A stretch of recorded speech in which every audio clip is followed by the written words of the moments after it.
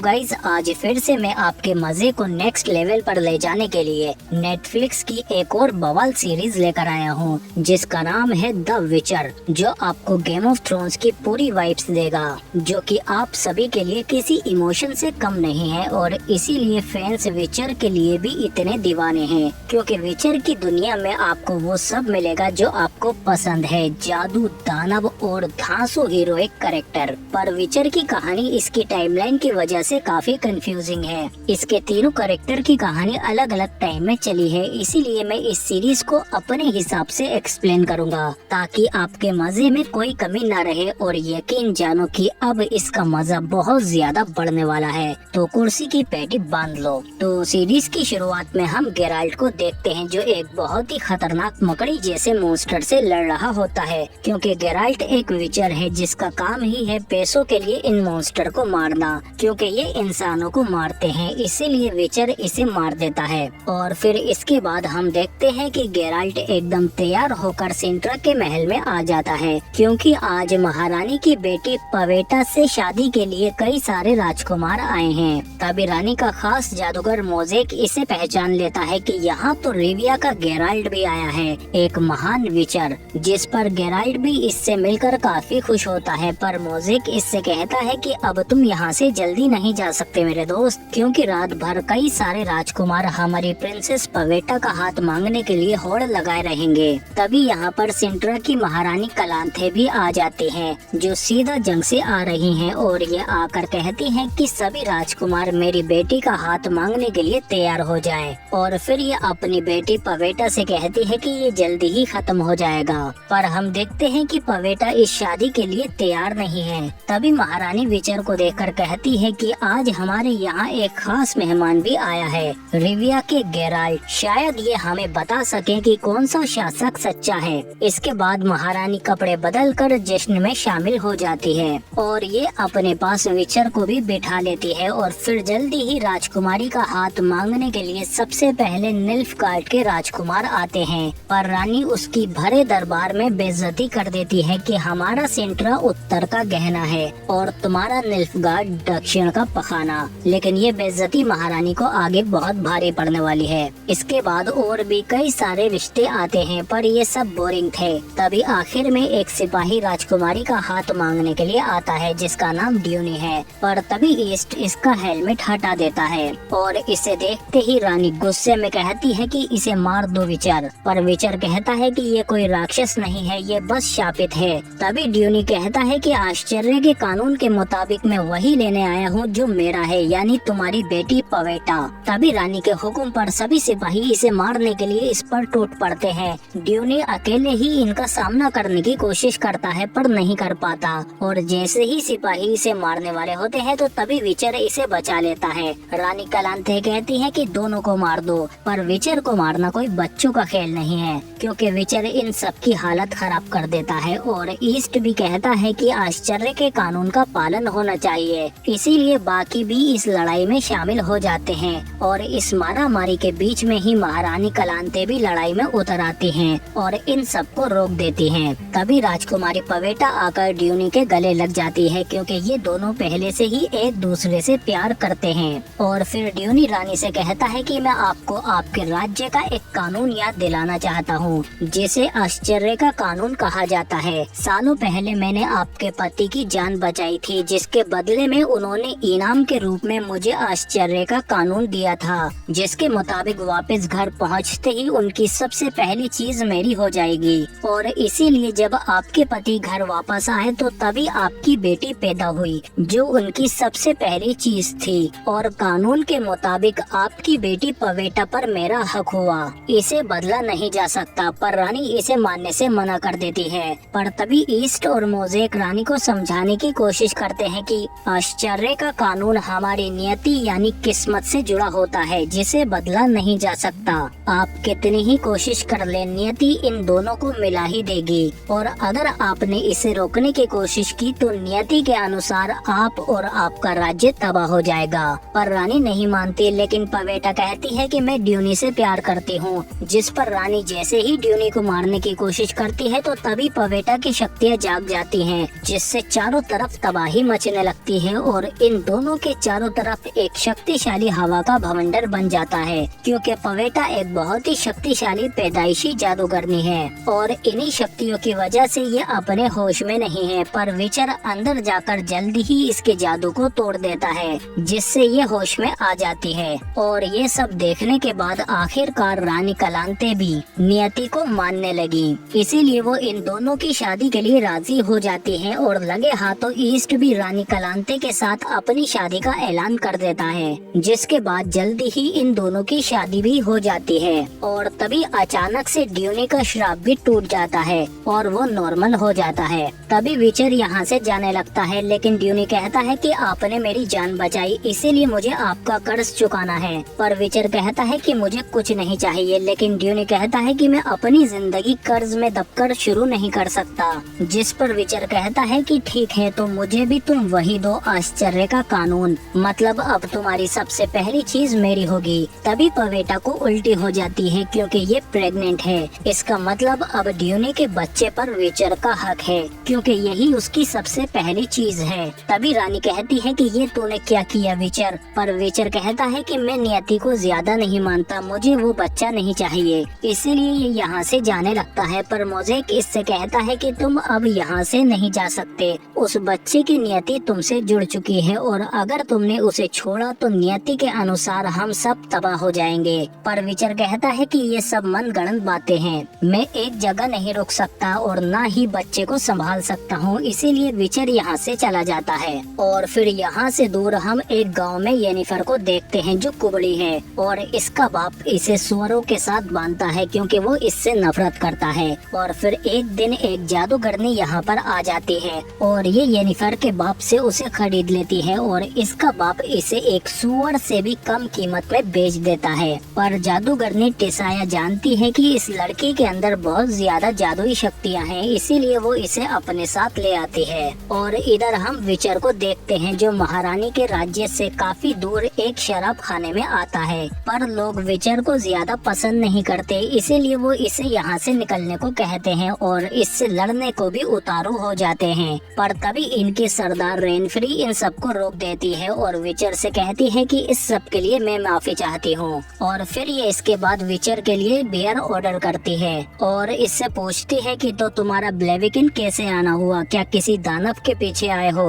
वैसे तुम और मैं एक जैसे ही हैं, मुझे भी हर जगह दानव ही नजर आते हैं। तभी विचर के पास एक लड़की आती है जो इसे अपने साथ स्टेगोबर के पास ले जाने लगती है। पर यहाँ आने पर विचर को एक जादुई दरवाजा मिलता है, जिसके अंदर जाने पर इसे जादूगरों की बिरादरी का खास सदस्य स्टेगोबर मिलता है। और ये विचर से कहता है कि मैं जानता हूँ कि तुम पैसों के लिए दानवों को मारते हो, इसीलिए मैं तुम्हें बहुत ज्यादा पैसे दूंगा, तुम्हें एक दानव को मारना होगा जिसका नाम है रेनफ्री। जिस पर विचर कहता है कि वो दानव नहीं है, पर स्टेगोबर बताता है कि वो एक दानव है, क्योंकि वो काले सूरज के दिन पैदा हुई थी और उस सूर्य ग्रहण में पैदा होने वाले बच्चे दानव ही होते हैं। मैंने उसे मारने की कोशिश की पर वो भाग गई, क्योंकि उस पर जादू असर नहीं करता और अब वो इतनी खतरनाक हो चुकी है कि उसने खून की नदियां बहा दी हैं और वो अब अपने बदले की आग में मुझे भी मारना चाहती है। अगर उसे नहीं मारा तो वो सब कुछ बर्बाद कर देगी।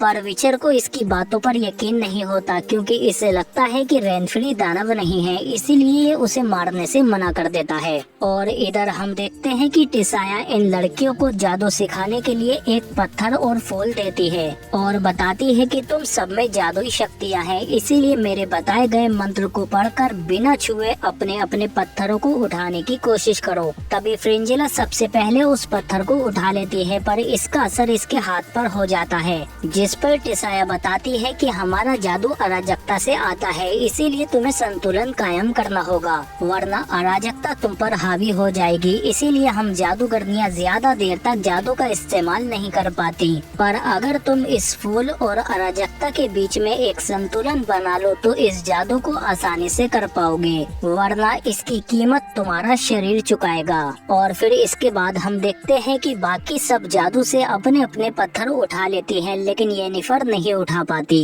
और इधर जंगल में जब विचर अकेला होता है तो उसके पास रेनफ्री आ जाती है और वो इसे अपने बारे में बताने लगती है कि मैं एक राजकुमारी थी, लेकिन मैं कुछ विकृतियों के साथ पैदा हुई, तो इसमें मेरी क्या क्या गलती है, पर उस स्टिगोवर ने मेरी असलियत सबको बता दी और मुझे अपने ही राज्य और लोगों से भागना पड़ा क्योंकि वो सब मेरी जान के दुश्मन बन गए थे। इसीलिए मैं उस स्टिगोवर को मारकर हर हाल में इसका बदला लूंगी। पर विचर इससे कहता है कि अगर तुमने स्टिगोवर को मारा तो तुम भी दानव कहलाओगी और मेरा काम ही है दानवों को मारना। लेकिन तुम अपना बदला भूलकर अपनी जिंदगी इंसानों की तरह खुशी खुशी बिता सकती हो। जिस पर रेनफ्री कहती है कि ठीक है, मैं कल ये शहर छोड़कर चली जाऊंगी। और फिर हम देखते हैं कि रेनफ्री विचर को अपने हुस्न के जाल में फंसाकर मदहोश कर देती है। इसके बाद जब विचर को होश आता है तो वो समझ जाता है कि रेनफ्री स्टिगोवर को मारने गई है, इसीलिए वो उसके पीछे पीछे फौरन बाजार आ जाता है। पर इसके रास्ते में रेनफ्री के आदमी आ जाते हैं जो इसे मारने की कोशिश करते हैं, पर विचर इनसे कहीं ज्यादा तेज और खतरनाक है, इसीलिए ये लोग उसे छू भी नहीं पाते और विचर इन्हें चुन चुन कर मारने लगता है क्योंकि विचर के पास भी कुछ खास शक्तियाँ होती हैं और उनमें से आखिरी वाला तो अपनी मौत को अपने ही सामने देखते हुए मारा जाता है। तभी यहाँ पर रेनफ्री भी उस बच्चे को पकड़कर ले आती है, पर विचर इसे मारना नहीं चाहता, इसीलिए वो इससे कहता है कि बच्ची को जाने दो, तुम अपनी जिंदगी इंसानों जैसे जी सकते हो। पर रेनफ्री नहीं रुकती, वो विचर पर ही हमला कर देती है और हम देखते हैं कि रेनफ्री भी कम नहीं है क्योंकि ये लड़ाई और स्पीड में विचर को भी टक्कर दे रही है। रेनफ्री कहती है कि उन्होंने मुझे भी ऐसे ही बनाया जैसे तुम्हें। अब धीरे धीरे विचर भी इस पर हावी होने लगा है और जल्दी ही ये रेनफ्री से लड़ते हुए मौका मिलते ही उसकी तलवार छीन लेता है और इससे कहता है कि बस करो अब। पर फिर भी रेनफ्री विचर को मारने के लिए जैसे ही हमला करती है तो उसके ही हाथों मारी जाती है, जिस पर विचर को बहुत अफसोस होता है क्योंकि वो इसे मारना नहीं चाहता था। तभी यहाँ पर स्टिगोवर भी आ जाता है जिसे देखकर विचर को गुस्सा आ जाता है, पर तभी यहाँ के लोग विचर पर ही पत्थर बरसाने लगते हैं क्योंकि आम इंसान विचर को पसंद नहीं करते, इसीलिए विचर यहाँ से चला जाता है। और इधर हम देखते हैं कि टिसाया रेनफ्री और बाकी लड़कियों को मन की बात जानने के लिए जादुई कला सिखा रही है, जिसके लिए इन्हें घंटों तक एक दूसरे की आंखों में देखते रहना है जब तक ये एक दूसरे के मन की बात ना जान ले। और इधर हम विचर को देखते हैं और जब ये दूसरे शहर आता है तो इसे यहाँ के लोग एक राक्षस को पकड़ने के लिए पैसे देते हैं जो इनकी फसलें बर्बाद कर रहा है, जिसकी तलाश में विचर एक गवैये के साथ निकल जाता है। और इधर टिसाया इन लड़कियों को कांच की बोतलें देकर एक मीनार के मुहाने पर ले आती है जहाँ जादूगरों के सिवाय कोई नहीं आ सकता। और फिर टिसाया इनसे कहती है कि आज तुम्हें इस बिजली को इन कांच की बोतलों में कैद करना है, जिससे बाकी लड़कियां डर जाती हैं कि ये तो नामुमकिन है। लेकिन टिसाया कहती है कि जादू से ये मुमकिन है, इसीलिए ये डोरेलिस से कहती है कि पहले तुम्हारी बारी है। पर जैसे ही डोरेलिस कोशिश करती है तो बिजली उस पर गिर जाती है, लेकिन टिसाया कहती है कि डोरेलिस को यहाँ से हटाओ, अनिका अब तुम्हारी बारी। और फिर जब अनिका कोशिश करती है तो बिजली बोतल में आ जाती है, लेकिन तभी इसके मुंह पर फट जाती है। इसके बाद टिसाया येनिफर से कहती है कि अब तुम्हारी बारी है। और जब येनिफर कोशिश करती है तो बिजली सीधा इसके ऊपर गिर जाती है, पर इस पर ज्यादा असर नहीं होता। जिसके बाद टिसाया सबरीना से कहती है कि इन लड़कियों को सिखाओ कि ये जादू कैसे किया जाता है। और फिर हम देखते हैं कि सबरीना आसानी से इस जादू को कर पाती है, पर इसे देखकर येनिफर की अराजकता उस पर हावी हो जाती है और वो अपनी बिजली सबरीना पर छोड़ देती है, जिस पर टिसाया को बहुत गुस्सा आता है और वो इससे कहती है कि अपनी अराजकता को काबू करना सीखो,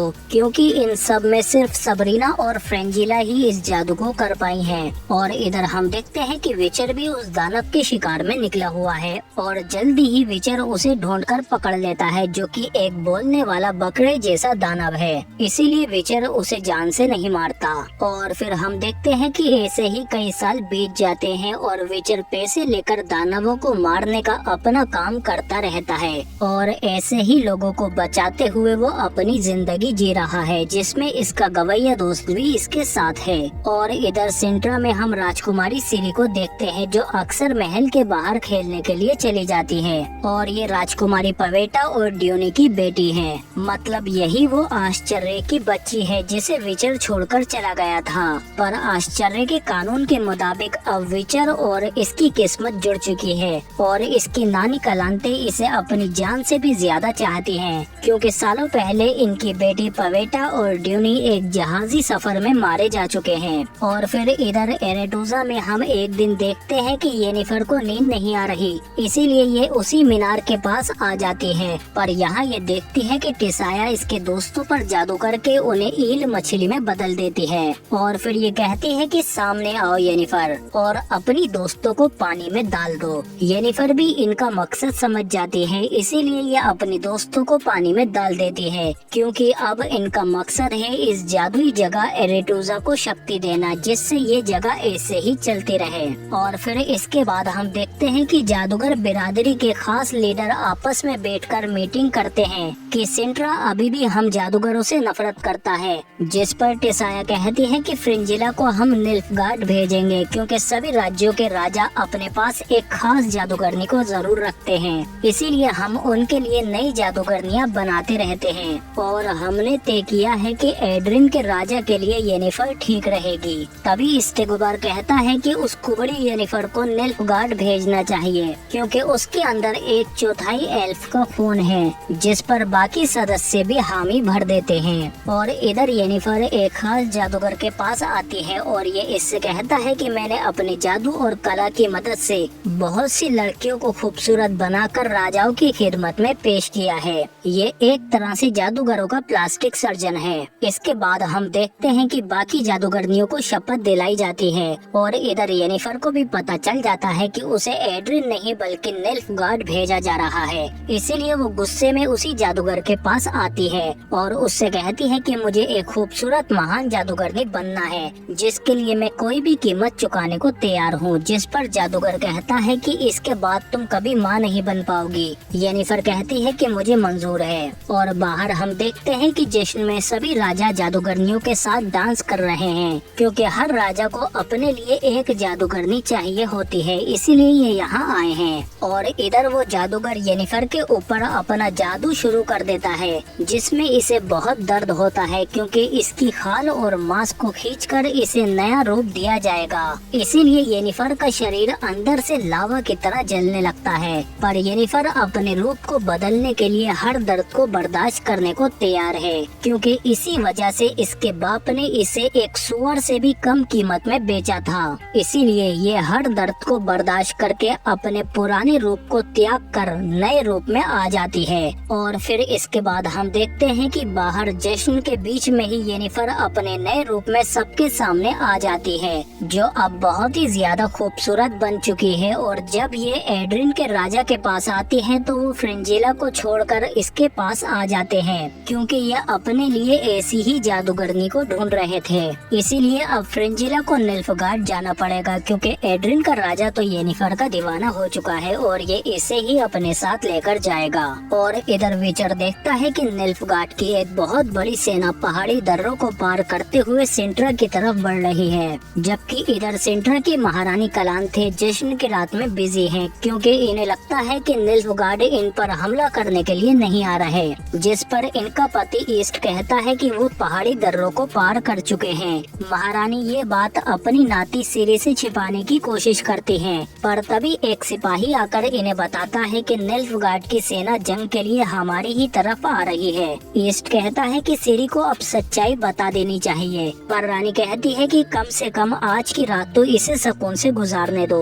और फिर अगली सुबह हम देखते हैं कि विचर भी मोज़ेक के पास आ जाता है और इससे कहता है कि सिरी की जान खतरे में है। जिस पर मोज़ेक इससे कहता है कि क्या तुमने अपना सिर अब तक रेत में गाड़ रखा था। जिस पर विचर कहता है कि पहेलियां मत बुझाओ, मुझे वो बच्ची चाहिए। और इधर हम देखते हैं कि महारानी कलांथे निल्फगार्ड से होने वाली जंग की तैयारी कर रही हैं। तभी विचर इनके सामने आ जाता है, पर रानी कहती है कि तुम्हें यहाँ नहीं आना चाहिए था विचर। पर विचर कहता है कि मैं बच्ची की रक्षा के लिए यहाँ आया हूँ। जिस पर रानी कहती है कि उसे मैंने बिन माँ के पाला है, तो मैं अपनी एक लौती वारिस को ऐसे शख्स को क्यों दूं जो उससे एक बार भी मिलने नहीं आया। जिस पर मोज़ेक कहता है कि सिरी की नियति विचर के साथ जुड़ी हुई है और जिन राजाओं ने आश्चर्य के कानून को तोड़ा है उनका अंत बहुत बुरा हुआ है। जिस पर रानी कहती है कि मैं इसे नहीं मानती। जिस पर विचर कहता है कि अगर आपको जरा भी लगता है कि वो बच्ची यहाँ सुरक्षित नहीं है तो उसे मुझे दे दो, मैं उसे ले जाऊंगा और उसकी हिफाजत करूंगा और सही वक्त आने पर उसे वापस भी ले आऊंगा।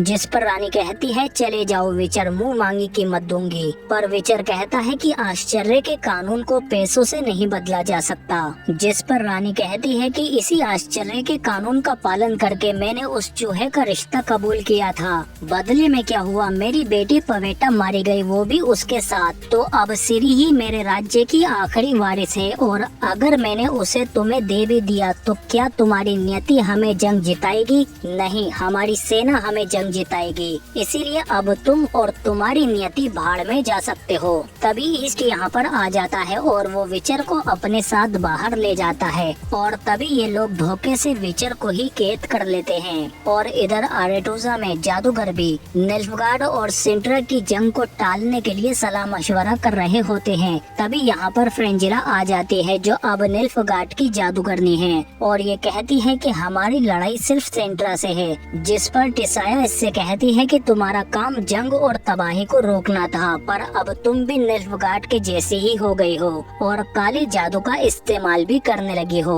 जिस पर फ्रेंजिला कहती है कि तुम लोगों को लगता है कि हम महाद्वीप को खत्म कर रहे हैं, पर अगर हमने सिंट्रा को जीत लिया तो हम उसे बचा भी सकते हैं। वैसे सच कहूँ तो मुझे येनिफर का शुक्रिया अदा करना चाहिए, क्योंकि अगर वो निल्फगार्ड को नहीं ठुकराती तो आज मैं यहाँ नहीं होती और ना ही निल्फगार्ड। जिस पर स्टेगोबर कहता है कि सिंट्रा बहुत घमंडी है और उन्होंने सालों से हमसे कोई रिश्ता नहीं रखा है, इसीलिए हमें सिंट्रा की लड़ाई उन्हें खुद ही लड़ने देनी चाहिए। जिस पर ज्यादातर सदस्य इसकी बात से सहमत हैं। और फिर अगले दिन महारानी कलांते अपनी सेना लेकर जंग के मैदान में आ जाती हैं, क्योंकि निल्फगार्ड जंग के लिए इनके मुहाने पर खड़ा है। और फिर जल्दी ही निल्फगार्ड की सेना हमले के लिए इन पर टूट पड़ती है, जिसके जवाब में सिंट्रा की सेना भी हमला करती है और दोनों सेनाओं के आपस में भिड़ते ही खूनी जंग शुरू हो जाती है और निल्फगार्ड के सैनिक बेरहमी के साथ इन्हें मारने लगते हैं, जबकि मोज़ेक महल में सिरी की हिफाजत कर रहा है। लेकिन सिरी को अपनी नानी की फिक्र हो रही है। जिस पर मोज़ेक कहता है कि उनकी फिक्र मत करो, आपका सुरक्षित रहना सबसे ज्यादा जरूरी है। जबकि इधर रानी कलांते और उनके सैनिक बेरहम निल्फगार्ड के सिपाहियों से अपने शहर और अपनों को बचाने के लिए अपनी आखिरी सांस तक लड़ते रहते हैं, पर ये लोग निल्फगार्ड से हार रहे हैं, क्योंकि निल्फगार्ड की सेना बड़ी होने के साथ साथ बेरहम भी है। लेकिन रानी और उसके साथी फिर भी इनसे लड़ते रहते हैं ताकि सिंट्रा को बचा सकें। पर तभी एक तीर ईस्ट के सिर में आकर लगता है, जिससे वो वहीं मारा जाता है और अपने पति की मौत से रानी पूरी तरह से टूट जाती है। और फिर इधर हम सिरी को देखते हैं जो अपनी नानी कलांते के वापस आते ही फौरन उनके पास आ जाती है, जो बहुत ज्यादा जख्मी है। रानी इसे बताती है कि तुम्हारे नाना ईस्ट मर चुके हैं और हम जंग हार गए हैं। अब निल्फगार्ड की सेना शहर में घुस चुकी है और जल्दी ही वो महल में भी घुस जाएंगे। पर तुम डरना मत मेरी बच्ची, एक दिन तुम इस राज्य पर राज करोगी, तुम बहुत खास हो। और इधर मोज़ेक देखता है कि निल्फगार्ड की सेना महल के दरवाजे तक आ चुकी है, इसीलिए वो अपने जादू से दरवाजे को सील कर देता है। पर ये सिरी से कहता है कि मैं इसे ज्यादा देर तक नहीं रोक सकता। और इधर हम विचर को देखते हैं जो नीचे तहखाने में कैद है, जबकि इधर निल्फगार्ड की सेना रात तक सील को तोड़ने की कोशिश करती रहती है और आखिरकार ये उस सील को तोड़ ही देते हैं। और फिर मोज़ेक महारानी से कहता है कि उन्होंने महल का दरवाजा तोड़ दिया है, मैं उन्हें ज्यादा देर तक नहीं रोक पाया, हमें विचर को उसका हक दे देना चाहिए, शायद नियति अब भी हमारा साथ दे। जिस पर रानी कहती है कि वक्त आ गया। और तभी बाहर हम देखते हैं कि निल्फगार्ड की सेना सिपाहियों के बाद अब शहर के मासूम लोगों को भी बेरहमी के साथ मार रही है। ये जालिम किसी पर भी कोई रहम नहीं करते। तभी मौका मिलते ही विचर भी तहखाने से बाहर निकल आता है और अंदर रानी सिरी से कहती है कि निल्फगार्ड कैदी नहीं बनाते, इसीलिए वो हमारे लोगों पर बहुत ज्यादा जुल्म कर रहे होंगे और उनके जीते जी उनकी आते बाहर निकाल रहे होंगे। और इधर नीचे आकर मोज़ेक देखता है कि विचर कैद में नहीं है। तभी मोज़ेक आकर रानी को बताता है कि विचर कैद से भाग निकला है। जिस पर रानी सिरी से कहती है कि अच्छे शासक को हमेशा रहम ही चुनना चाहिए, भविष्य में इसे याद रखना, पर अब तुम्हें यहाँ से जाना होगा। तभी सिरी चीख जाती है, मतलब इसमें भी इसकी माँ पवेटा जैसी ही शक्तियाँ हैं। इसीलिए रानी सिरी से कहती है कि जाओ, अब दुनिया तुम पर निर्भर है और अब तुम्हें रिविया के गेराल्ट विचर को ढूंढना होगा, वही तुम्हारी नियति है। और बाहर हम विचर को देखते हैं जो एक ही बार में निल्फगार्ड के 4 सैनिकों को जहन्नुम पहुंचा देता है। और इधर ये लोग सिरी को यहाँ से ले जाते हैं और बाहर हम देखते हैं कि निल्फगार्ड के जालिम अब आम जनता को चुन चुन कर मार रहे हैं। इसीलिए महल के अंदर रानी के सिपाही बचे हुए लोगों को जहर की शीशियाँ दे रहे हैं ताकि ये सब निल्फगार्ड के हाथों तड़पने से अच्छा है आसानी से मर जाएं। और इधर ये सिरी को खुफिया रास्ते से महल से बाहर ले जा रहे होते हैं, जबकि बाहर विचर भी सिरी को ढूंढ रहा है। और इधर महल के अंदर बचे हुए लोग अपने आप को तड़पाए जाने से बचाने के लिए मौत को गले लगा लेते हैं। और रानी कलांते भी अपनी खिड़की से निल्फगार्ड की दरिंदगी को देख रही होती है, क्योंकि इन लोगों ने इस खुशहाल राज्य को जलाकर राख कर दिया है। और इसकी महारानी भी अपने आप को इसी राज्य के साथ खत्म कर लेती है, जिसे देखकर विचर फौरन सिरी को ढूंढने महल के अंदर चला जाता है। जबकि इधर मोज़ेक सिरी को अपने साथ महल के बाहर ले आता है, पर तभी निल्फगार्ड वाले इन्हें देख लेते हैं। इसीलिए मोज़ेक कहता है कि तुम दोनों यहाँ से निकलो, मैं इन्हें रोकता हूँ। पर तभी सिरी के पीछे निल्फगार्ड का राजा कहर लग जाता है, जो इनका पीछा करते हुए सिरी के सिपाही को मार देता है, जिससे सिरी बहुत ज्यादा डर जाती है। और इधर महल में विचर लाशों से गुजरते हुए एक सिपाही से सिरी के बारे में पूछता है, तो वो बताता है कि यहाँ कोई नहीं बचा, सब मारे गए। जबकि इधर राजा कहर अपने साथ सिरी को पकड़कर ले जाने लगता है, पर अपने राज्य की तबाही देखकर सिरी जोर से चिल्लाती है, जिससे इसका घोड़ा गिर जाता है। कहर इसे पकड़ने की कोशिश करता है, पर सिरी अपनी चीखों से इसे बेरखा कर देती है और इसकी चीख इतनी तेज है कि उससे पत्थर भी चटक कर गिर जाते हैं, जिससे इनके बीच एक गहरी दरार बन जाती है। और इसका फायदा उठाकर सिरी यहाँ से भाग जाती है और छिपने के लिए फौरन जंगल की तरफ भागकर उसमें घुस जाती है। और इसी सस्पेंस और दुख के साथ विचर पार्ट 1 यहीं पर खत्म हो जाता है। पर रानी कलांथे ने सिरी से क्यों कहा कि दुनिया तुम पर निर्भर है और ये इतनी खास क्यों है? क्या विचर सिरी को ढूंढ पाएगा या फिर निल्फगार्ड वाले उससे पहले ही सिरी को पकड़ लेंगे? और निल्फगार्ड से इस तबाही और जुल्म का हिसाब कौन लेगा, क्योंकि निल्फगार्ड अब यहाँ नहीं रुकने वाला? इन सभी सवालों के जवाब हमें इसके अगले पार्ट में मिलेंगे। अब क्योंकि हमें इस वीडियो को बनाने में बहुत मेहनत लगी है, तो प्लीज वीडियो को दबाकर लाइक और शेयर करो और साथ ही सब्सक्राइब करो हमारे चैनल को, ताकि और भी अच्छी वीडियो मिलते रहें आपको। हम मिलते हैं आपसे अगली वीडियो में।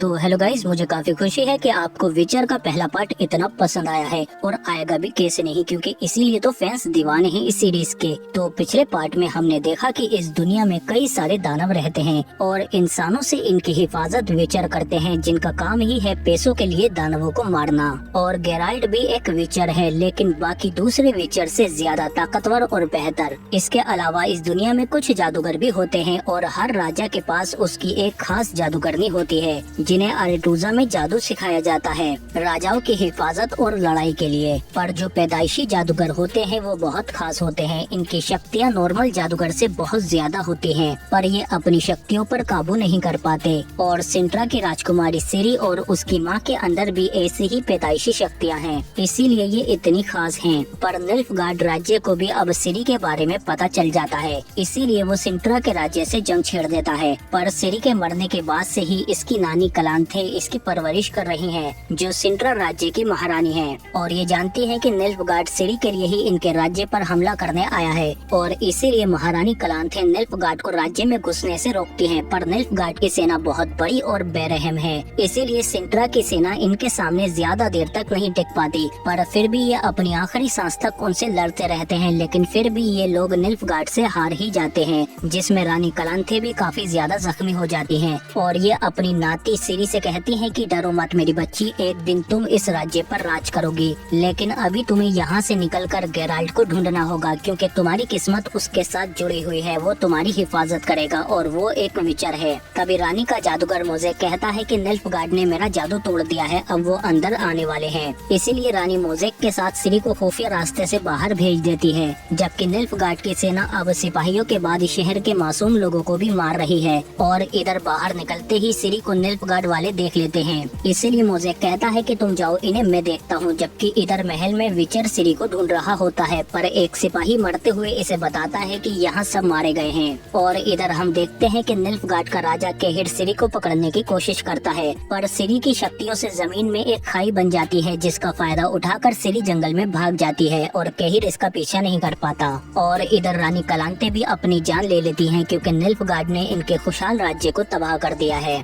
और फिर इधर अगले दिन हम सिरी को देखते हैं जो निल्फगार्ड के सिपाहियों से बचते हुए जंगल में छिपने की कोशिश कर रही है। तभी इसे एक लड़का मिलता है जिसका नाम दारा है, और फिर सिपाहियों के जाने के बाद ये इसे अपने साथ ले जाने लगता है। और इधर हम एक दूसरे राज्य टेमेरिया में देखते हैं कि कोई खतरनाक दानव इंसानों को मार रहा है, जिसने आज एक और मजदूर को मार दिया। तभी यहाँ एक दूसरा विचर आता है जो कहता है कि इस राक्षस को मारने के मैं 3000 लूंगा। और पैसे मिलने के बाद जब वो विचर वहाँ जाता है तो वहाँ इसे सिर्फ लाशें ही लाशें मिलती हैं क्योंकि उस दानव ने सबको मार दिया है। और जल्दी ही वो इस विचर के भी पीछे पड़ जाती है और इसे भी मार देती है। जबकि इधर हम गेराल्ट को देखते हैं जो अपना गम भुलाने की कोशिश कर रहा है क्योंकि इसे लगता है कि सिरी उस रात मर चुकी है। तभी ये लेडी इसे बताती है कि कुछ दिन पहले एक और विचर यहाँ से टेमेरिया की तरफ गया है जो एक दानव को मारने गया था पर खुद ही गायब हो गया। इसीलिए गेराल्ट कहता है कि मुझे वहाँ जाना होगा। और फिर जल्दी ही विचर टेमेरिया के राज्य के लिए निकल जाता है। और यहाँ आने के बाद जब वो टेमेरिया के खदानों में आता है तो मजदूर इसे बताते हैं कि वो दानव कई सालों से हमें मार रहा है और हमारा राजा कुछ नहीं कर रहा। इसके बाद रास्ते में विचर को एक जादूगरनी मिलती है जिसका नाम मैरीगोल्ड है। ये बताती है कि मैं टेमेरिया के राजा फोर्टिस के लिए काम करती हूँ और तुम्हें उस दानव को मारने के नहीं बल्कि बचाने के पैसे मिलेंगे क्योंकि वो बहुत खास है। क्योंकि वो दानव वहाँ से आता है जहाँ राजा फोर्टिस की बहन एडा को दफनाया गया था। और जब गेराल्ट वहाँ जाता है तो इसे अपने उसी साथी की लाश मिलती है और चेक करने पर इसे पता चलता है कि इसका दिल और जिगर गायब है और सिर्फ स्ट्रिगा ही इन्हें चुनकर खाती है। मतलब वो कोई दानव नहीं है बल्कि एक शापित इंसान है जिन्हें उनके पैदा होने से पहले ही उनकी माँ की कोख में शापित कर दिया जाता है। इसका मतलब वो स्ट्रिगा एक राजकुमारी है और इसीलिए मैरीगोल्ड इसे टेमेरिया के राजा फोर्टिस के पास ले आती है। और विचर इन्हें बताता है कि आपकी बहन एडा का पेट खाली है। इसका मतलब है कि वो स्ट्रिगा आपकी बहन की बेटी है। पर राजा फोर्टिस से कहता है कि मेरे राज्य से बाहर निकल जाओ, तुम्हारी हिम्मत कैसे हुई हमारे परिवार को बदनाम करने की। इसीलिए विचर चुपचाप उस पुराने महल के पास आ जाता है जहाँ वो स्ट्रिगा है और इसमें मैरीगोल्ड भी इसका साथ देती है। और ये दोनों जब महल के अंदर आते हैं तो इन्हें सिर्फ हड्डियाँ और लाशें ही मिलती हैं। पर जब ये एडा के कमरे में आते हैं तो मैरीगोल्ड को एक खुफिया जगह पर कुछ खत मिल जाते हैं जिससे इन्हें पता चल जाता है कि राजकुमारी को शापित राजा के खास सेनापति ने ही किया था। विचर जब ये सबूत दिखाकर उससे पूछता है तो वो बताता है कि मैं उससे प्यार करता था पर उसने मुझे ठुकरा दिया, इसीलिए मैंने उसे शापित कर दिया, जिससे उसकी कोख में पल रही बच्ची शापित होकर स्ट्रेगा में बदल गई। और एडा के मरने के बाद वो उसके पेट से निकलकर लोगों को मारने लगी, उनके दिल और जिगर खाने के लिए। और फिर इसके बाद विचर ये सच्चाई राजा फोर्टिस को भी बता देता है, जिस पर वो इससे कहते हैं कि मेरी राजकुमारी को बचा लेना। जिसके बाद विचर अंदर चला जाता है जहाँ उसने उसी गद्दार सेनापति को बांध रखा है, क्योंकि रात होते ही स्ट्रिगा अपने ताबूत से बाहर आ जाएगी। इसीलिए विचर इससे कहता है कि अगर तुम्हें जिंदा रहना है तो बताओ उस श्राप को कैसे हटाया जा सकता है, वरना तुम अपने ही दानव के हाथों मारे जाओगे। जिस पर यह बताता है कि उसे सुबह होने तक उसके ताबूत से बाहर रखना होगा, क्योंकि उस पर सूरज की रोशनी पड़ते ही वो श्राप टूट जाएगा। इसीलिए विचर अपना शॉट लेकर तैयार हो जाता है और फिर रात होते ही स्ट्रिगा भी अपने ताबूत से बाहर आ जाती है और विचर सेनापति को चारे के लिए ऐसे ही छोड़ जाता है, जिसे स्ट्रेगा आकर फौरन मार देती है। इसके बाद विचर चांदी की चेन से उसे बांधने की कोशिश करता है पर वो इसे तोड़कर विचर पर ही हमला कर देती है। पर विचर इससे बचने की कोशिश करता है और इसे अपनी स्पेशल पावर से दूर फेंक देता है, क्योंकि विचर इसे मारना नहीं बल्कि बचाना चाहता है, जिसके लिए इसे सुबह होने तक स्ट्रिगा से लड़ते रहना पड़ेगा। पर स्ट्रिगा इस पर लगातार हमले करके इसे मारने की कोशिश करती रहती है, पर विचर जल्दी ही अपनी पावर से इसे कुछ देर के लिए बेहोश कर देता है। और फिर विचर यहाँ से बाहर जाने के रास्ते रास्ते को जादू से बंद कर देता है। लेकिन थोड़ी देर बाद ही स्ट्रिगा दोबारा उठकर इस पर हमला कर देती है और जैसे ही बाहर भागने की कोशिश करती है तो रास्ता सील होता है। और फिर इसके बाद विचर अपनी चांदी के वेपन से इसे मारने लगता है और फिर जल्दी ही सुबह हो जाती है, जिसे देखकर स्ट्रिगा ताबूत की तरफ भागती है, पर विचर उसे फेंक कर ताबूत में चला जाता है और उसे अंदर से सील कर लेता है। और फिर जैसे ही सूरज की रोशनी स्ट्रिगा पर पड़ती है तो जल्दी ही वो अपने राजकुमारी वाले शरीर में आ जाती है, क्योंकि इसका श्राप अब टूट चुका है। पर फिर भी आखिर में ये विचर पर हमला कर ही देती है, क्योंकि ये बचपन से स्ट्रिगा थी, इसीलिए इसे भूख, शिकार और गुस्सा ही पता है। इसके बाद इलाज के दौरान मैरीगोल्ड विचर को बताती है कि राजकुमारी सुरक्षित हैं, उन्हें खास जगह भेज दिया गया है जहां उनका ख्याल रखा जाएगा। राजा इसके लिए बहुत शुक्रगुजार हैं कि तुमने उसकी जान बचाई, कोई और होता तो उसे मार देता। और इधर हम सिरी को देखते हैं जो अचानक उठकर एक रहस्यमय जंगल की तरफ जाने लगती है। दारा इसे रोकने की कोशिश करता है क्योंकि वो जंगल बहुत खतरनाक है, लेकिन सिरी उसमें चली जाती है और उसके पीछे दारा भी। और फिर अंदर आने पर सिरी को एकदम ही अलग जंगल मिलता है जहाँ के लोग इसे घेर लेते हैं। तभी इनकी लीडर आकर इससे कहती है कि तुम ब्रोकिलोन के जंगल में हो, मेरे पीछे आओ। और फिर लीडर इनसे कहती है कि ब्रोकिलोन का पानी बहुत खास है और तुम्हें वो पानी पीना होगा, जिसके बाद ही तुम यहाँ रह सकती हो। और फिर अगली सुबह हम येनिफर को देखते हैं जो एड्रिन के राजा की जादूगरनी है और अब ये उनकी बीवी को उनके घर ले जा रही है। तभी ये बताती है कि अगली बार मैं अपने राजा को बेटा जरूर दूंगी, क्योंकि इसे बार बार बेटी ही हो रही है। तभी कोई इनके काफिले पर हमला कर देता है और येनिफर जब बाहर निकल कर देखती है तो इसे चारों तरफ सिर्फ कटी हुई लाशें मिलती हैं, क्योंकि कोई अनजान जादूगर अपने मेंटिस के साथ इन्हें मारने आया है। पर तभी येनिफर एक पोर्टल खोलकर रानी को एक रेगिस्तान में ले आती है। पर अब ये समझ चुके हैं कि उस कातिल को एड्रिन के राजा ने ही भेजा था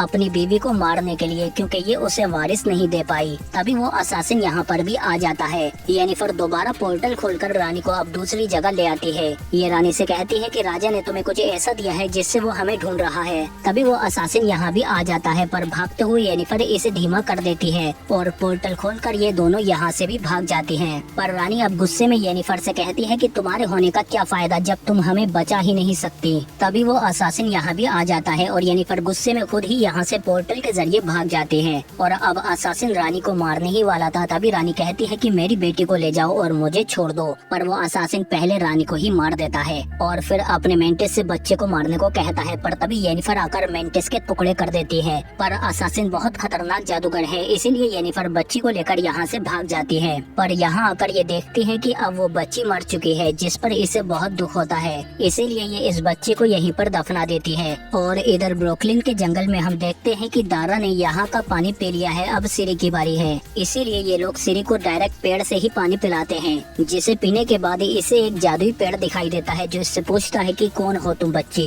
और इधर हम निल्फगार्ड के राजा केहिर को देखते हैं, जिसे पता चल चुका है कि सिरी ब्रोकिलोन के जंगल में है और इन्होंने उस रात मोजेक को भी बंदी बना लिया था। तभी केहिर यहाँ अपने रूप बदलने वाले जादूगर के साथ आता है और इससे मोजेक का रूप लेने को कहता है, जिसके बाद जल्दी ही ये मोजेक का रूप ले लेता है और फिर उसे मार देता है। इसके बाद केहिर इससे कहता है कि मुझे वो बच्ची जिंदा चाहिए। और इधर ब्रुकलिन के जंगल में यहाँ की लीडर बताती है कि सिरी ने अपना इम्तिहान पास कर लिया है, पर नियति की तलवार दो धारी होती है। और फिर कुछ देर बाद ही हम देखते हैं कि यहाँ पर वो बहरूपिया भी आ जाता है, जो कहता है कि मैं उस लड़की को लेने आया हूँ। और फिर जल्दी ही सिरी इसे देखकर गले लग जाती है और ये लीडर से कहती है कि ये मोजेक हैं, ये मुझे बचपन से जानते हैं। तभी मोजेक कहता है कि मैं आपको विचर के पास ले जाने आया हूँ, मैं जानता हूँ कि वो कहाँ पर है। जिस पर सिरी यहाँ जाने से पहले सबको अलविदा कहती है, पर लीडर इससे कहती है कि चौकन्नी रहना, तुम बहुत खास हो। और फिर सिरी दारा से कहती है कि तुम भी मेरे साथ चलो और फिर नकली मोजेक इन्हें यहाँ से ले जाता है। और इधर यहाँ से दूर हम देखते हैं कि विचर को ढूंढते हुए दो औरतों के साथ एक शख्स आता है और इससे कहता है कि मेरा नाम बोर्च है और ये मेरी साथी टिया और विया हैं, मुझे तुम्हारी ही तलाश थी रिविया के गेराल्ट। इसके बाद बोर्च इसे बताता है कि कुछ समय पहले यहाँ के राजा की सरहद में एक हरा दैत्य घुस आया है, जिसने उनके आसपास के इलाके को जलाकर राख कर दिया है। इसीलिए यहाँ के राजा ने उस दैत्य को मारने का ऐलान किया है और जो भी उस ड्रैगन को मारेगा उसे बहुत बड़ा इनाम मिलेगा। इसीलिए उस दैत्य को मारने के लिए 4 दल बन चुके हैं और मैं चाहता हूँ कि तुम मेरे दल में शामिल हो जाओ। पर विचर कहता है कि मैं सिर्फ दानवों को मारता हूँ, दैत्य को नहीं, वो ड्रैगन होते हैं।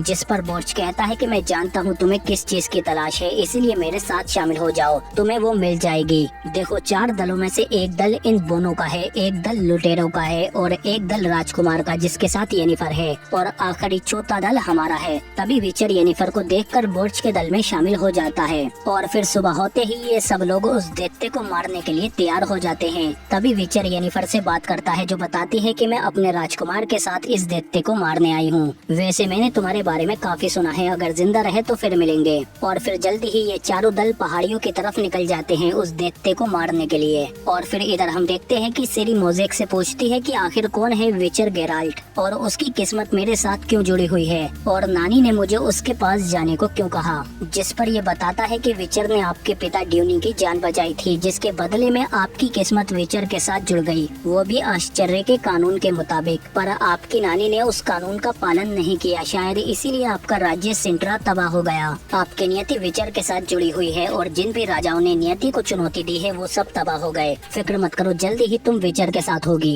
और इधर हम देखते हैं कि ये चारों दल भी उस दैत्य को मारने के लिए पहाड़ों में उसे ढूंढ रहे हैं। तभी बोर्च विचर से कहता है कि तुम्हें येनिफर से प्यार हो गया है। इसके बाद हम देखते हैं कि जब विचर का साथी झाड़ियों में जाता है तो उसे एक दानव दिखता है, जिसे देखकर ये डरकर बाहर आ जाता है। पर तभी येनिफर का राजकुमार अपनी बहादुरी साबित करने के लिए उसे मार देता है। विचर कहता है कि वो भूखा था, उसे खाना दे देते तो ऐसे ही चला जाता, लेकिन वो राजकुमार उसे पकाकर भी खाने लगता है, जिससे उसका पेट खराब हो जाता है और ये फौरन झाड़ियों की तरफ हल्का होने भागता है। तभी एक बोना कहता है कि निल्फगार्ड की दरिंदगी बढ़ती जा रही है और वो अब यही नहीं रुकेगा, वो दूसरे राज्यों पर भी हमला करेगा। तभी विचर कहता है कि हमें दैत्य पर ध्यान देना चाहिए, वो ड्रैगन होते हैं, यहाँ पहाड़ों में हरा ड्रैगन है। इसके अलावा लाल और काले भी होते हैं, लेकिन सुनहरे ड्रैगन सिर्फ कहानियों में होते हैं, उन्हें किसी ने नहीं देखा और वैसे भी दैत्य कम हो रहे हैं। तभी बोर्च कहता है कि मैं जानता हूँ कि तुम दैत्य को मारना नहीं चाहते, इसीलिए तो मैं तुम्हें यहाँ लाया हूँ। और इधर हम सिरी को देखते हैं, जिससे मोज़ेक कहता है कि जल्दी चलो, निल्फगार्ड के सिपाही कहीं भी हो सकते हैं। तभी दारा को इस पर शक होने लगता है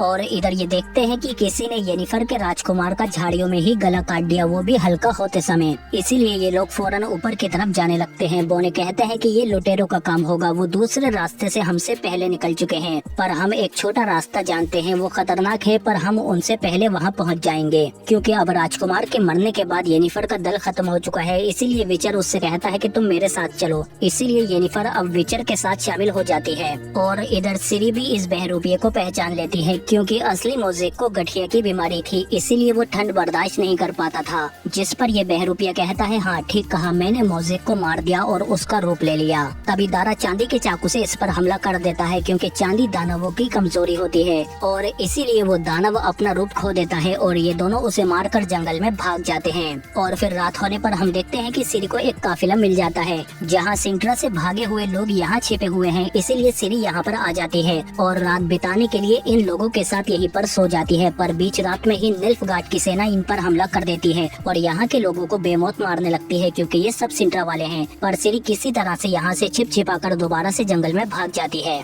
और फिर इधर हम देखते हैं कि बोने इन्हें उस छोटे रास्ते पर ले आते हैं, जो एक तरह की पगडंडी है, जिस पर ये लोग कहते हैं कि ये रास्ता तो बोनों के लिए सही है, पर हमारे लिए नहीं। पर बोने कहते हैं हम तो जा रहे हैं, बाकी तुम अपना सोच लो, पहाड़ पर लुटेरों से पहले पहुंचना है या नहीं। इसीलिए ये लोग भी इन बोनों के पीछे पीछे उस रास्ते पर जाने लगते हैं, जो मौत की पगडंडी है, जिससे नीचे गिरते ही ये लोग मारे जाएंगे। और फिर हम देखते हैं कि ये लोग आधा सफर तो तय कर लेते हैं, पर तभी बोर्च की पगडंडी टूट जाती है और वो विचर से कहता है कि तुम हमें नहीं बचा पाओगे, इसीलिए हमें छोड़ दो। पर विचर के न छोड़ने पर वो खुद ही गिर जाते हैं और उनके पीछे उनकी साथी भी चली जाती हैं। जिसके बाद ये लोग अब ऊपर तो आ गए हैं, पर विचर को बोर्च की मौत पर बहुत अफसोस है। जिस पर येनिफर इससे कहती है कि इसमें तुम्हारी गलती नहीं है, तुम उन्हें नहीं बचा पाते। और फिर इन्हीं इमोशंस में विचर और येनिफर एक दूसरे के बहुत करीब आ जाते हैं, क्योंकि अब ये दोनों एक दूसरे से प्यार करने लगे हैं। इसीलिए ये दोनों रात को साथ में ही सो जाते हैं और सुबह उठने पर येनिफर कहती है कि वो बोने हमसे पहले ही निकल गए हैं, हमें उनसे पहले दैत्य तक पहुंचना होगा। इसीलिए येनिफर भागते हुए आकर बोनों को जादू से जाम कर देती है।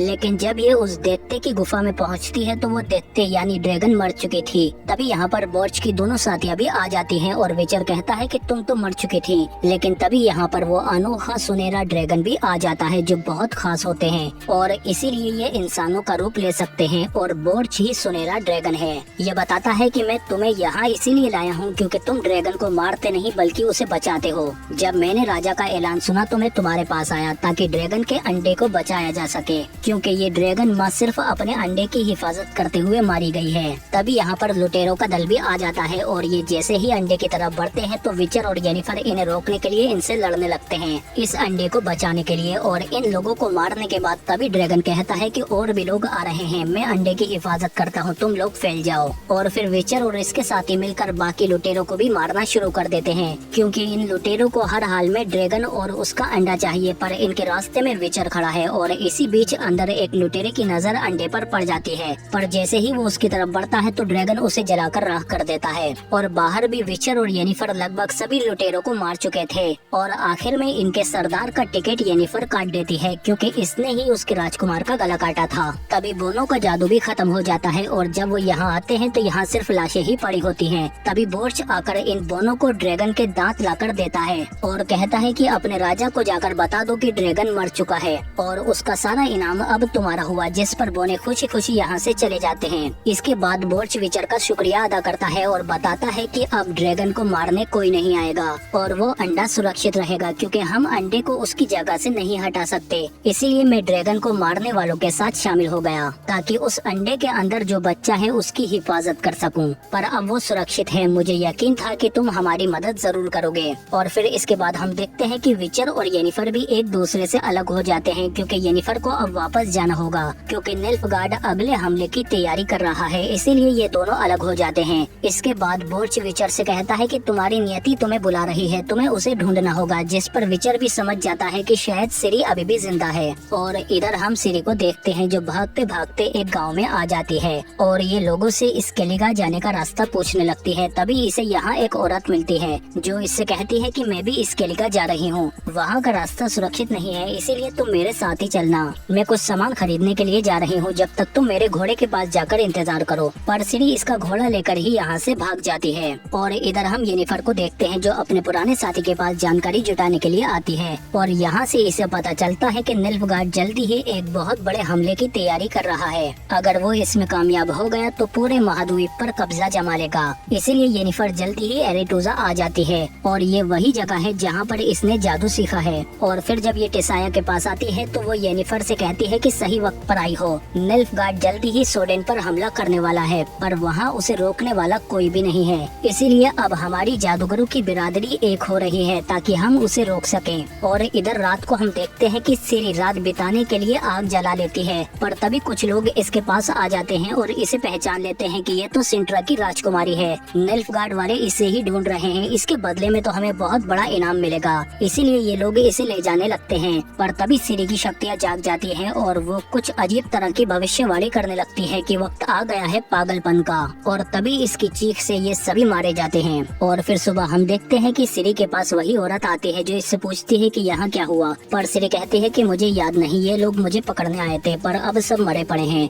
जिस पर ये औरत कहती है कि इन्हें इनके किए की सजा मिल गई, तुम मेरे साथ चलो, मैं अब तुम्हें अपने घर इस केलेगा लेकर चलती हूँ। और इधर हम देखते हैं कि ये सभी जादूगर भी सोडेन की तरफ जाने लगते हैं, क्योंकि निल्फगार्ड अब सिंट्रा को तबाह करने के बाद सोडेन पर हमला करने वाला है, क्योंकि वहीं से नॉर्थ में घुसने का रास्ता है। अगर वो इसमें कामयाब हो गया तो नॉर्थ में घुसकर वो पूरे महाद्वीप पर कब्जा कर लेगा। हमने टेमेरिया और दूसरे राज्यों को मदद के लिए संदेश भेज दिया है, पर उन्हें आने में वक्त लगेगा। इसीलिए जब तक हमें ही निल्फगार्ड को हर हाल में रोकना होगा, क्योंकि अभी वहाँ उन्हें रोकने वाला कोई नहीं है। और फिर जल्दी ही ये लोग सोडेन के एल्विन किले पर आ जाते हैं और इन्हें इसी की हिफाजत करनी है। निल्फगार्ड और नॉर्थ के बीच बस एक यही वादा है, अब इन्हें इसकी हिफाजत करनी होगी ताकि इनके लोग सुरक्षित रहें। पर ये लोग देखते हैं कि यहाँ सिर्फ कमजोर और आम लोग ही हैं, लेकिन ये फिर भी निल्फगार्ड के सामने झुकने को तैयार नहीं है। इसीलिए जादूगर और यहाँ के लोग मिलकर आने वाली जंग की भरपूर तैयारियां शुरू कर देते हैं, जिसके लिए ये जादुई बम और हमले के लिए ज्यादा से ज्यादा तीर इकट्ठे करते हैं। और इन्होंने हमले के लिए शीशियों में बहुत सारे जादुई बम बनाकर तैयार कर लिए हैं। और इधर रात को हम देखते हैं कि विचर भी सिरी की तलाश में एक जगह से गुजर रहा होता है। तभी एक आदमी लाशों को दफनाते हुए इसे मिलता है। विचर इससे कहता है कि इनकी आत्मा की शांति के बजाय अपनी आत्मा की फिक्र करो, क्योंकि यहाँ दानव रहते हैं, अगर उन्होंने काटा तो तुम भी इन लाशों में पड़े होगे। और फिर तभी वो दानव जमीन से निकलकर इस पर हमला कर देते हैं, लेकिन विचर उसे बचाकर कहता है कि घर जाओ। तभी यहाँ पर और भी दानव आ जाते हैं, पर विचर उन्हें आसानी से मार देता है। लेकिन इन दानवों की तादाद बढ़ती जा रही है और जल्दी ही ये विचर पर हावी होने की कोशिश करते हैं, लेकिन विचर एक एक करके इन सबको मार ही देता है। पर इनमें से एक ने इसे काट लिया है, जिसकी वजह से विचर बेहोश होकर गिर जाता है। और इधर हम देखते हैं कि वो औरत भी सिरी को अपने अपने घर पर ले आती है, पर जल्दी ही ये देखती है कि निल्फगार्ड ने एल्फ्स के किले पर हमला कर दिया है।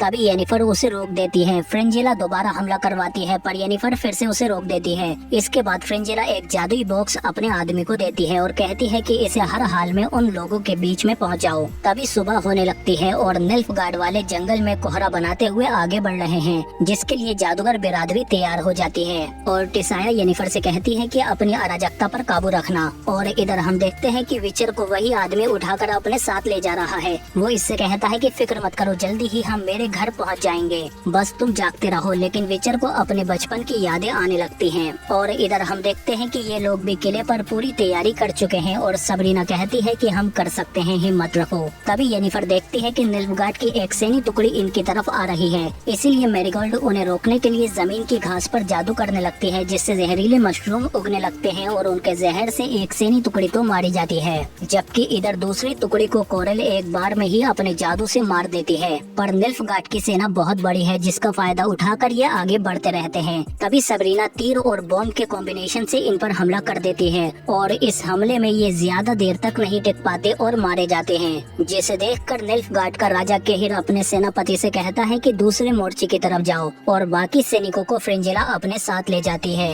और फिर केहिर के अकेले होते ही येनिफर के पोर्टल से वेल्गाफोर्ड आकर केहिर के सिपाहियों को मार गिराता है। अब सिर्फ अकेला केहिर ही बचा है और ये अकेला ही काफी है, क्योंकि बहुत कोशिश करने के बाद भी वेल्गाफोर्ड इसे नहीं मार पा रहा, क्योंकि केहिर एक माहिर सिपाही है। और फिर आखिर में केहिर ही वेल्गाफोर्ड को हराकर मार देता है। और इधर हम देखते हैं कि फ्रिंजेला अपने काले जादू से इनके किले के दरवाजे खोल देती है, जिससे ये अंदर कई सारे तीर बरसाकर लोगों को मार गिराती है। और इसी का फायदा उठाकर इसके जादूगर उस बॉक्स को अंदर गिरा देते हैं, जिसमें से कुछ खतरनाक कीड़े निकलते हैं। और इधर हम विचर को देखते हैं, जिसकी हालत बिगड़ती जा रही है और इसे अपने बचपन का वो दिन दिखने लगता है जब इसकी माँ इसे विचर बनने के लिए रास्ते में ही छोड़ गई थी। और अब निल्फगार्ड के सिपाही भी अपनी तादाद का फायदा उठाकर कोरल को मार गिराते हैं और जल्दी ही किले के अंदर घुसने की कोशिश करते हैं। इसीलिए मैरीगोल्ड पेड़ों के जादू से इस दरवाजे को बंद करने की कोशिश कर रही है, पर निल्फगार्ड वाले इसे ही मारने की कोशिश करते रहते हैं। और इधर हम सबरीना को देखते हैं, जो बच्चों को बॉम्ब की शीशियां देकर भेज देती है, जबकि अंदर घुसने के लिए निल्फगार्ड वाले मैरीगोल्ड को जलाने की कोशिश करते हैं। और इधर ये दोनों बच्चे भी अलग अलग ऊपर की ओर आ रहे हैं, जबकि सबरीना ऊपर येनिफर के पास आकर इसके तीर घुसा देती है, क्योंकि इन तीनों के अंदर वही जादुई कीड़े घुस चुके हैं। इसीलिए ये बॉम्ब से इस जगह को उड़ा देते हैं, जिसके धमाके से इनके सारे बॉम्ब फट जाते हैं और इनके काफी लोग मारे जाते हैं।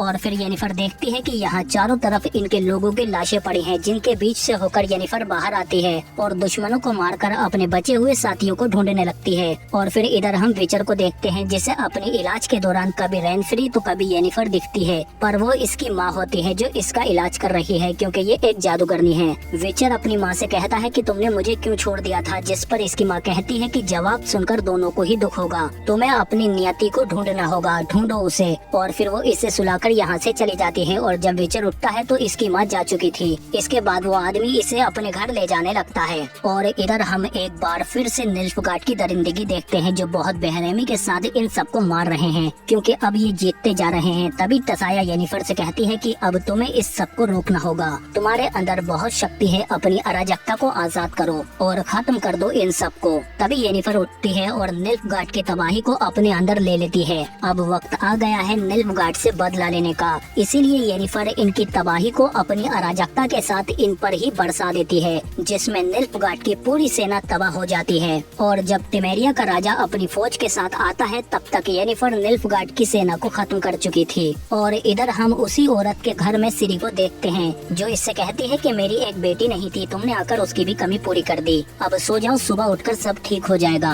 पर सिरी को सोते हुए ख्वाबों में अपनी नियति याद आने लगती है, इसीलिए वो सुबह उठते ही जंगल में भाग जाती है। और तभी वो आदमी भी विचर को अपने घर ले आता है और ये उसी औरत का पति है जो सिरी को अपने साथ लाई थी। यह अपने पति को सिरी के बारे में बताती है, जिसे सुनकर विचर फौरन उसे ढूंढने जंगल में चला जाता है और जल्दी ही ये देखता है कि सिरी भागते हुए इसकी ओर आती है और विचर के गले लग जाती है। आखिर किस्मत ने इन दोनों को मिला ही दिया। और यहीं पर विचर सीजन 1 का पार्ट 2 खत्म हो जाता है। पर ये तो बस शुरुआत है, क्योंकि अब सिरी के पीछे ऐसे ऐसे दानव आएंगे जिन्हें आज से पहले कभी विचर ने भी नहीं देखा। इसके अलावा असली जादूगर एल्फ को भी अब सिरी की शक्तियों के बारे में पता चल चुका है, इसीलिए अब ये भी सिरी के पीछे आएंगे। क्या अकेला विचर इन सबसे सिरी को बचा पाएगा और सिरी के पास ऐसी कौन सी शक्तियाँ हैं, ये सब हमें इसके अगले पार्ट में पता चलेगा जब विचर अपने दूसरे विचर साथियों के पास सिरी को लेकर जाएगा। और आप लोग कमेंट करके हमें जरूर बताओ कि आपको ये वीडियो कैसी लगी। लेकिन जाने से पहले हमारे चैनल को सब्सक्राइब और शेयर जरूर कर दो। हम मिलते हैं आपसे अगले वीडियो में।